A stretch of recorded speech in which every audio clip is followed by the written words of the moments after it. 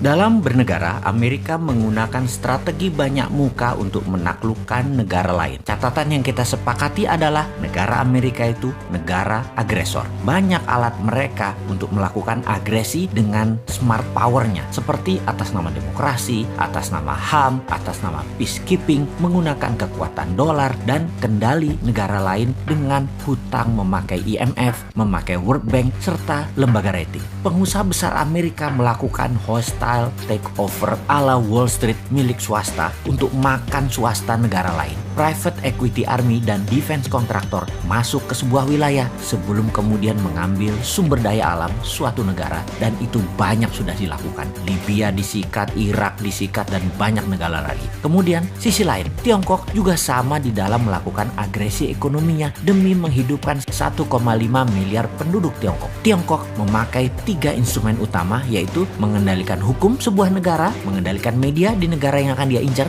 dan pejabat di suatu wilayah atau negara yang ditarget. Kemudian Tiongkok melakukan siraman ekonomi melalui BUMN Tiongkok, uang Tiongkok, SDM Tiongkok, dan teknologi Tiongkok. Indonesia kalau bersama Mardigu Nation New Mind akan juga merubah permainan. Kita tidak akan mau kena instrumen Tiongkok dan tidak akan pakai lagi instrumen Amerika. Jadi ketika mendapatkan mandat siapapun New Mind, maka saran terpentingnya akan diubah pertama-tama adalah posisi Bank Indonesia. Kemudian Kementerian Pertahanan. Kementerian tersebut bukan bertahan dengan menguatkan bedil persenjataan dan mesin perang fisik, namun membangun 5 garda penyerangan. Sungguh, apa yang saat ini manajemennya di Kementerian Pertahanan hanya 1/5 dibandingkan apa yang akan kita bangun dalam Kementerian Perang atau Minister of War atau Department of War ala New Mind. Di negara berdaulat dan negara besar, Kementerian Pertahanan manajemennya dan actionnya sudah berubah sejak 20 tahun yang lalu.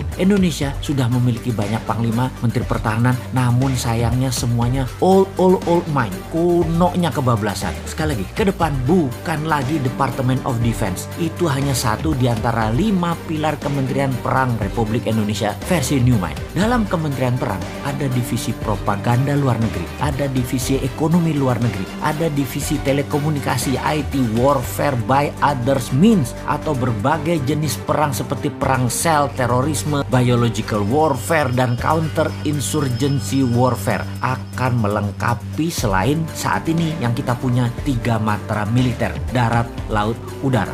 Panglima tentara adalah wamen atau wakil menteri, atau bisa juga merangkap sebagai menteri pertahanan tergantung kebutuhan dan situasi serta kemampuan individu panglima tersebut. Dimana kalau panglimanya juga menteri perang, wamennya dari instrumen lain yaitu sipil yang berpengalaman luar negeri. Itu bisa juga. Atau dibalik, mana yang penting? Yang penting mereka paham, berani bertindak, dan cepat mengambil keputusan. Department of Homeland Security adalah kementerian yang membawahi kepolisian. Kepolisian sekarang tidak direct ke presiden, tapi di bawah kementerian. Kementerian Homeland Security dan National Defense Council di bawah Menko Pertahanan, Keamanan, dan Perang. Menko PKP. Ini nomenklatur kementerian baru. 3 pilar Mardigu Nation itu sederhana. Itu diwakili 1 Menko Ekonomi dan SDM, 2 Menko PKP, Hukum dan Politik, dan 3 Menko Kesra dan HAM. Di dalam membangun kekuatan serang, maka pasukan elit Densus Gultor menjadi 1. Densus di dalam, Gultor serang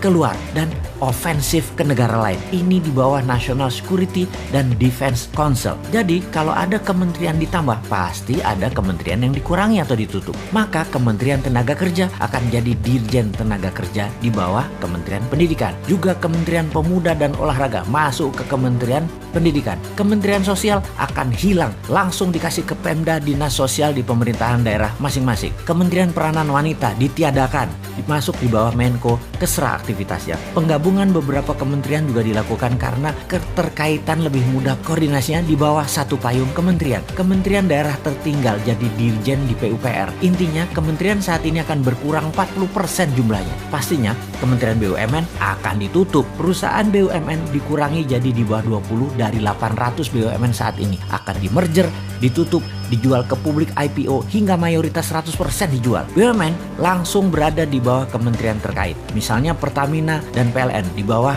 Kementerian ESDM. Jadi New Mind akan mengembalikan semua fungsi alat negara sesuai Undang-Undang Dasar 45, di mana kementerian adalah jabatan politik dan sebagai regulator, tidak lagi sebagai operator. Kemudian pastinya swasta nasional pengusahanya termasuk UKM boleh membangun dan berbisnis sama dengan Pertamina serta PLN. Boleh punya sumur minyak sendiri, penyulingan minyak sendiri, distribusi hingga SPBU. Begitu juga di listrik, bisa membangun power plant sendiri, distribusi transmisi kabel sampai ke konsumen. Percayakah ternyata harga BBM bisa lebih murah dari sekarang, harga listrik bisa lebih murah dari sekarang, serta menjangkau seluruh wilayah Indonesia karena swasta yang bergerak. Makanya New Mind itu heavy on private, kalau Old Mind itu heavy on government. Bersama Old Mind rakyat hanya disuruh nonton serta keprok-keprok tok. Bersama New Mind UKM terbang menaklukkan dunia.